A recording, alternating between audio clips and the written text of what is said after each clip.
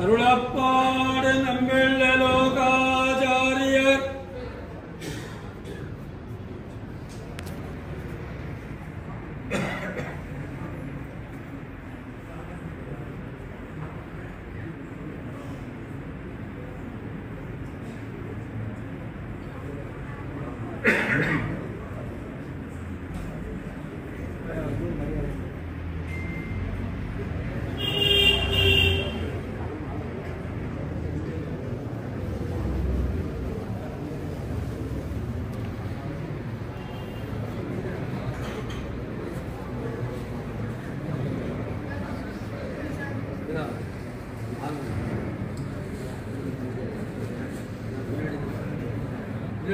I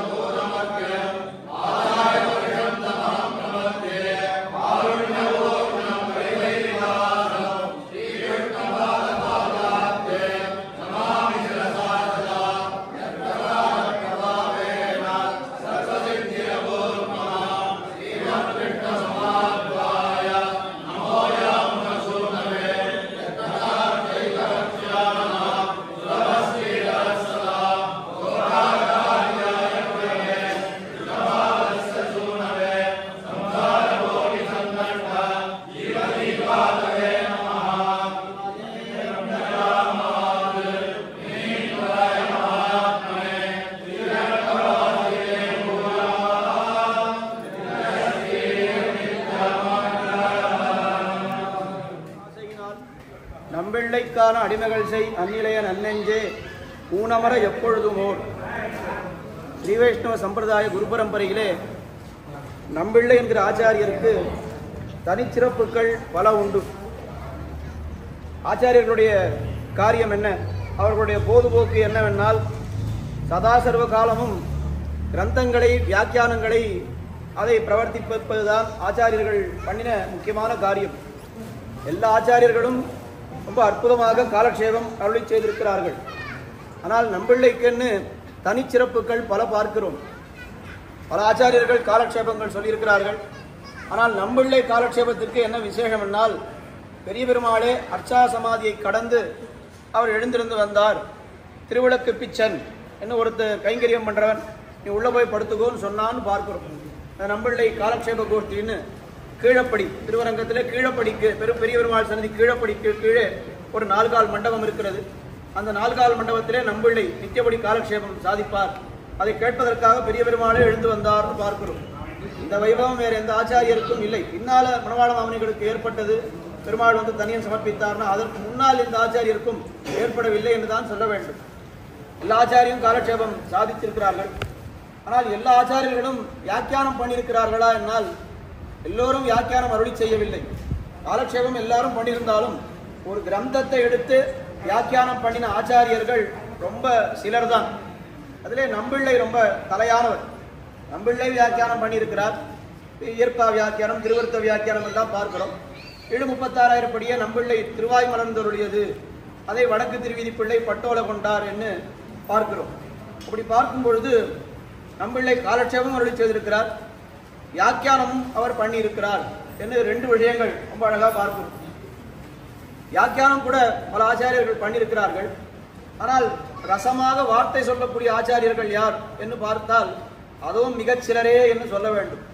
Nanjiyar Nampillai சொன்ன ஒவ்வொரு வார்த்தையும் எப்படிப்பட்ட வார்த்தை என்னால், அவருடைய ஆச்சாரியரான நஞ்சியரே மெச்சும்படியான வார்த்தைகள் அவர் சொல்லியிருக்கிறார். விசேஷமான நிர்வாகம். திடீர்னு ஒரு வார்த்தை, நஞ்சியர் வந்து அரக்கராடு அழைப்பார் இல்லை நாங்கள் அஞ்சினோம் என்று அந்த ஆடுன்ற வார்த்தைக்கு ஆடு போல கத்தவல்லார் இல்லைன்னு சொன்னாலாம். முன்னாடி நஞ்சியர் வரைக்கும் சொல்லிட்டு இருந்தான். ஆனா நம்பிள்ளை வந்து என்ன சொன்னார்னா, ஆடுனால் வெற்றியை குறிக்கும், அதனால அரக்கரிகளே வெற்றின்னு சொல்றதுக்கு ஒருத்தர் கூட இல்லைன்னு நிர்வாகம் பண்ணி காட்டினார். இப்போ ஒரு வார்த்தைக்கு என்ன விசேஷம், அதுதான் சரின்னு ஆச்சாரியரே ஒத்துக்கிறாருன்னா எவ்வளவு பெரிய அவருக்கு மேதாவிலாசம் இருக்கும். இன்னொரு சரித்திரம் கூட பார்க்கிறோம். அந்த சோழராஜ சபையிலே நடுவில் திருவீதி பிள்ளை பட்டர் அவர் பதில் தெரியாம அவர் ரொம்ப கஷ்டப்பட்டு இருந்தார்.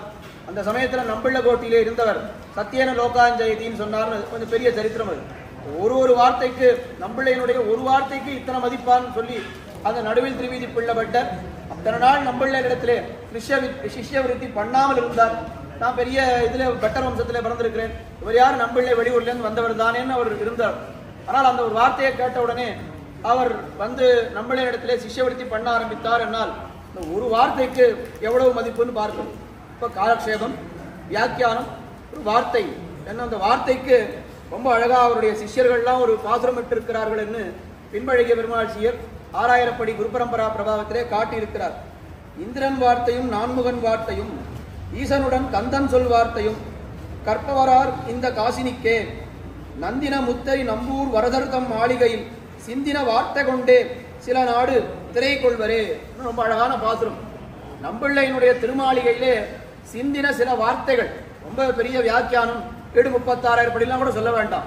அப்படி சிந்துகின்ற வார்த்தைகள், அதை கொண்டு பல நாடுகளை விலை வாங்கி விடலாம்னு சொன்னால் எல்லாரும் சொல்லுவாளே, ஆச்சாரியுடைய வார்த்தை எல்லாம் அக்ஷர லட்சம் பெறும் அப்படின்னு சொல்லுவாளே, அந்த மாதிரி உண்மையாகவே அக்ஷர லட்சம் பெறக்கூடிய வார்த்தைகளை அருளி செய்பவர் நம்பிள்ளை என்று. இப்போ காலக்ஷேபம், வியாக்கியானம், வார்த்தை இதெல்லாம் கூட இன்னொரு ஆச்சாரத்திலே பார்த்து விடலாம்.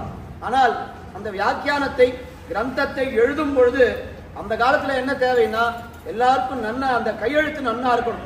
அந்த கையெழுத்து நன்னா இருக்கும் அப்படின்ற ஆச்சாரியர் யாருன்னு கேட்டால் நம்பிள்ளையை தவிர வேறு ஆச்சாரியருக்கு சொல்லவே இல்லை. அன்னைக்கே சரித்திரத்தை அனுபவித்தோம். நஞ்சியருடைய 9000 படி வியாக்கியானத்தை பிரதி எடுக்கணும்னு சொன்னா, இப்ப யார் அவ்வளவு பெரிய கோட்டி, நஞ்சியருடைய கோட்டி எத்தனை பெரிய கோட்டி, அதுல யாருக்கு கையெழுத்து நன்னா இருக்கும்னா நம்பூர் வரதராஜர்னு ஒருத்தர் வரார், அவருக்கு தான் கையெழுத்து நன்னா இருக்கும் அப்படின்னு சொன்னான். அப்போ என்ன ஆகுதுன்னா, கையெழுத்து கூட நன்னா எம்பெருமானார் கையெழுத்து எப்படி இருந்தது, இவருடைய மற்றொருத்தருடைய கையெழுத்து எப்படி இருந்ததுன்னு நமக்கு தெரியாது. ஆனா நம்மளுடைய கையெழுத்து கூட ரொம்ப நன்னா இருந்ததுன்னா பொதுவா எல்லாரும் உபன்யாசம் பண்ணிடுவா. இந்த காலத்துல எடுத்து பார்த்தோம்னா உபன்யாசங்கள் நிறைய பண்ணுவா. புத்தகம் எழுதுவாளான்னு கேட்டா புத்தகம் எழுத தெரியாது சுவாமின்னுவா. புத்தகம் எழுதிடுவா, கிரந்தங்கள் எழுதிடுவா. நன்னா பேசுவாளான்னா நன்னா பேச மாட்டா. ஒரு வார்த்தை அந்த மாதிரி பேசுற இதுவா இருக்காது. இது மூணு இருந்தாலும் நன்னா கையெழுத்து இருக்குமான்னா கையெழுத்து நன்னா இருக்காது சுவாமி அப்படின்னு சொல்ல வேண்டியதா இருக்கு. எல்லாமே இருக்கு. நாளும் காலட்சேபங்கள் சாதித்திருக்கிறார், வியாக்கியானங்கள் அருளி செய்திருக்கிறார், வார்த்தைகள் ரொம்ப உயர்ந்த வார்த்தைகள் அவர் அருளி செய்திருக்கிறார், கையெழுத்து ரொம்ப நன்னா இருக்கு. இதெல்லாம் அவருடைய அந்த மேதா விலாசத்தை காட்டுகிறது. இது நாளும் கூட ஒரு ஆச்சாரியருக்கு இருந்தாலும் இருந்துடலாம். ஆனா எது நிச்சயமா இருக்காதுன்னா இந்த ஸ்ரீ வைஷ்ணவ லட்சணம்ன்றது வருவது ரொம்ப ரொம்ப ரொம்ப கடினம்.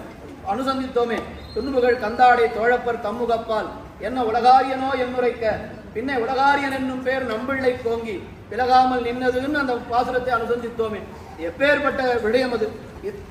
இத்தனை ஞானம் இருக்கிறதுன்னு சொன்னா அந்த பணிவும் அந்த ஸ்ரீ வைஷ்ணவ லட்சணம் நானே தான் ஆயிடுகன்னு சொல்றமே, அந்த ஸ்ரீ வைஷ்ணவ லட்சணம் வருமானு கேட்டால் அது வரவே வராது. படிக்க படிக்க நமக்கு என்ன ஆகுது, கர்வம் தான் ஏறின்னு போறதே தவிர அந்த அடக்கம்ன்றது வரமாட்டேன்றது.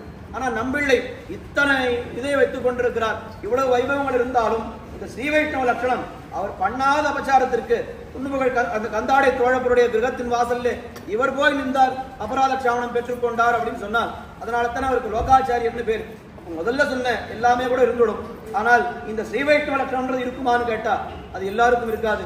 அப்படி ஒப்பற்ற ஆச்சாரியர் என்பதனாலே தான் ஓதுவாய்மையும் உவனிய பிறப்பும் உனக்குமும் தந்த அந்தணன் ஒருவன் என்கிற இடத்திலே பெரியவா சான்பிள்ளை வியாக்கியானம் பண்ணும் பொழுது இந்த ஒருவன் என்னால் யாருன்னா நம் பிள்ளையை போலே ஒருத்தன் சொன்னார். சாந்தீபினியை பத்தின பாசுரம் அது.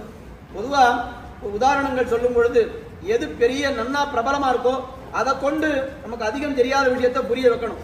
சந்திரனை போல ஒருத்தரோட முகம் இருக்குன்னு சொல்லலாம், இவரை போல சந்திரன் இருக்குன்னு சொல்ல முடியுமா? முடியாது. அப்போ நம்பிள்ளைய போல சாந்தீபினின்னு சொன்னா அப்ப என்ன தெரியுது? அந்த காலத்திலே நம்பிள்ளைய பத்தி எல்லாருக்கும் தெரியும், சாந்தீபினியை பத்தி ஒருத்தருக்குமே தெரியாது. கண்ணனுக்கே ஆச்சாரியனாக இருந்த சாந்தீபினி அவர் யாருக்கும் தெரியாது, நம்பிள்ளை எல்லாருக்கும் தெரியும்னு அப்படி அவர் எடுத்துட்டு போற.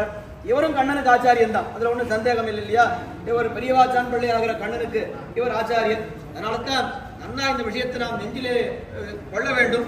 நம்முடைய இயல் சாத்து சேவிக்கிறவே அதுல புறத்தாழ்வான பத்தின பாசுரம் மொழியை கடக்கும் பெரும்புகழான் என்ன அந்த பாசுரத்தை சேவித்துட்டு அடுத்தது என்ன பாசுரம் சேவிக்கிறோம்னா நெஞ்சத்திறந்து நிரந்தரமாக நிறையத்திற்குன்ற பாசுரத்திலே தஞ்சத் ஒருவன் சரணாம்புஜம் என் தலை கணிந்தேன்னு அந்த பாசுரம் முழுக்க நம்பிள்ளையை பத்தின பாசுரம் தான். நம்பிள்ளை இல்லைன்னா இன்னைக்கு சம்பிரதாயமே இல்லை. எப்படி திருவாய்மொழிக்கு ஈன்ற முதல் தாய் சடகோபன், மொயம்பால் வளர்த்த இதத்தாய் ராமானுஜன் சொல்றோமோ அதுபோல திருவாய்மொழி வியாக்கியானத்தை ஈன்ற முதல் தாய் அவர் நம்பிள்ளை, வளர்த்த இதத்தாய் தான் மணவாள மாமுனிகள். முதல்ல இவர் பெத்தார், அதை வளர்த்தார் மணவாள மாமுனிகள்னு பார்க்கிறோம். அப்ப மணவாள மாமுனிகளுக்கு இத்தனை பெருமைகள் ஏற்பட்டது. அவர் பெரிய சூரியோதயம் போல சம்பிரதாயத்திலே அவர் திகழ்ந்தார் என்னால் அதற்கு அருணோதயமாக விளங்கியவர் நம்பிள்ளைன்னு நன்றா சொல்லலாம். அப்படிப்பட்ட நம்பிள்ளை அவரிடத்திலே நமக்கு பெண்பழக பெருமாள்சியர் அவர் என்ன பண்ணினார், எனக்கு பரமபதம் கூட வேண்டாம், நம்பிள்ளை கைங்கரியம் தான் வேணும்னு சொன்னார். அப்பேற்பட்ட நம்பிள்ளையிடத்திலே நமக்கு கைங்கரியம் இங்கே வாய்த்திருக்கிறது என்னால் அது எவ்வளவு பெரிய பேர். அதுக்கு மேல நமக்கு ஒன்றும் பெரிய வேண்டவே வேண்டாம். பெருமாள் இடத்திலே கைங்கரியம் பண்றோம்னா அது கூட பெருமை இல்லை. அது மாதிரி ஆச்சாரிய இடத்திலே கைங்கரியம் பண்றோம்ன்றது தான் நமக்கு பெருமை. கைங்கரியம் என்னால் எல்லாரும் இங்கே வந்திருப்பவர்கள் அவருடைய தீர்த்த பிரசாதங்களை ஸ்வீகரிப்பவர்கள் எல்லாருமே பண்றது கைங்கரியம் தான். இவர் தான் பண்ணார் அவர் பண்ணலன்னு இதுவே அந்த மாதிரி நினைக்க வேண்டாம். அங்க நம்பிள்ளை காலட்சேப கோட்டியிலே என்ன சொல்லுவா, நம்பெருமாள் கோட்டியோ நம்பிள்ள கோட்டியோன்னு சொல்லுவாளாம். அதுபோல இங்க திருவல்லிக்கேணியில எப்படி நடக்கிறது நம்பிள்ளை உற்சவம் என்னால் நம் பெருமாள் நம்முடைய பார்த்ததாரதி பெருமாள் கோஷ்டியோ இல்ல நம்பிள்ள கோஷ்டியோன்னு சொல்லும்படியாக அங்க எத்தனை சுவாமிகள் எத்தனை திருநாமங்கள் அங்கே எழுந்தொழிருக்கிறார்களோ அத்தனை பேரும் இங்கே வந்து எழுந்தொழி இந்த உற்சவத்தை நடத்தி வைக்கிறார்கள். அந்த நம்பிள்ளையினுடைய வைபவத்தை எவ்வளவு வேணா பேசிக்கொண்டே போகலாம். எழுந்தொழி இருந்த சுவாமிகள் தொத்திரையா சொல்லணும்னு அடியனுக்கு ஆசை இருக்கிறது. ஆனால் அவகாசம் இங்கே இல்லை. நம்பிள்ளையினுடைய அந்த இதிகாச புராணங்கள் என்ன அதிகரித்தவர், அதுக்கு மேலே நியாய மீமாம்சைகளை அதிகரித்தவர், அருளி செயலே போதுபோக்கினவர்னு சொல்றான். இந்த வருஷம் என்ன ஒரு பாக்கியம்னா ஒரு 2-3 மாசத்துல இதே நம்பிள்ள சந்நிதியில இது திருவாய்மொழி பகவத் விஷய காலட்சேப சதசு அது நடந்தது. நியாய மீமாம்சைகள்னு சொன்னா ஸ்ரீபாஷ்ய சதசு நடந்தது. இதிகாச புராணம்னு சொன்னா விஷ்ணு புராண உபன்யாசம் நடந்தது. எல்லாம் நம்பிள்ளையினுடைய திருவுள்ளம் ரொம்ப உகந்ததான விடயங்கள் இங்கே உபன்யாசங்களாக நடந்தது. எல்லாம் நம்பிள்ளை திருச்செவி சாத்தி அருளினார். ஒரு வருஷம் இந்த வருஷம் இந்த உற்சவம் எப்படி நடக்கிறதுன்னா போன வருஷத்தோட இன்னும் அதிகமாச்சுன்னு தான் சொல்லிட்டு போறோமே தவிர போன வருஷம் நடந்தது ஒண்ணு குறைஞ்சதுன்னு இது வரைக்கும் ஒரு வருஷமும் நாம சொல்லல. அது ஆச்சாரியருடைய கடாட்சம். அவருடைய அந்த ஆச்சாரியருக்காக பெருமாள் நடத்தி வைக்கிறார். ஆச்சாரிய உற்சவத்தை நடத்துவதற்காக பெருமாள் இருக்கார், தாயார் இருக்கார், அவளே நடத்துறார். இத்தனை பேர் ஸ்ரீ வைஷ்ணவர்கள். திருவல்லிக்கேணிக்கே உண்டான தனிப்பெருமை என்னன்னா, கோட்டின்னு சொன்னா எல்லாரும் வந்து விடுவா. ஒருத்தரை போய் ஆத்துல போய் அழைக்கணும், இது பண்ணணும், நேரம் பிரார்த்திக்கணும் கூட அவசியம் இல்லை. இந்த வருஷம்லாம் யாருக்கும் நேரில் கூட சொல்லல, வாட்ஸ்அப்ல தான் அனுப்பிச்சோம் அந்த விஷயத்தை நடக்கிறதுன்னு.